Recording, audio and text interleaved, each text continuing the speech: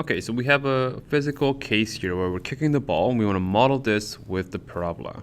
So a soccer ball is kicked from 23 meters from the left of the halfway line. So let's let the halfway line be the y-axis.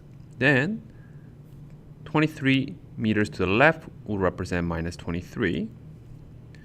To the right, that'll be positive 17. Okay, and it reached the maximum height of 10. So somewhere in the middle, reach the height of 10. Okay, so it looks basically like something like this. Okay, that's the ball's here. It gets kicked and lands right there. So what's the equation of this parabola? Okay, well, I can see that I have the coordinates or the roots or the x-intercepts of minus 20 and 17. So I know my equation will look like y is equal to x plus 23 and x minus 17, and with some constant multiply at the front. This ensures that we have the x-intercept of negative 23, because if you replace that with negative 23, what happens? It turns into 0, right?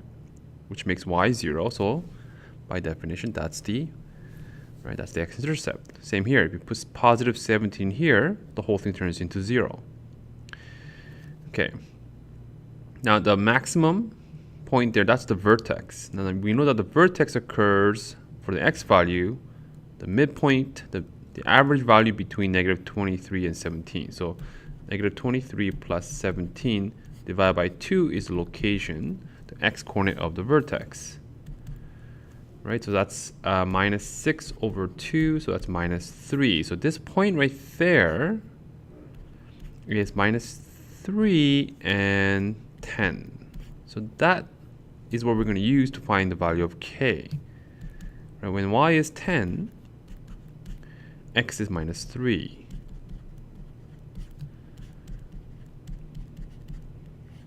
Okay, look at this. How many unknowns do we have here? K is our only unknown now, right? So we can easily solve this. So that's 20, and this is minus 20. Well, we can divide both sides by 10. So you get minus 40k, so k must be minus 1 over 40 when you divide both sides by negative 40. So therefore, our equation, y is essentially the height of the ball, and x is the distance.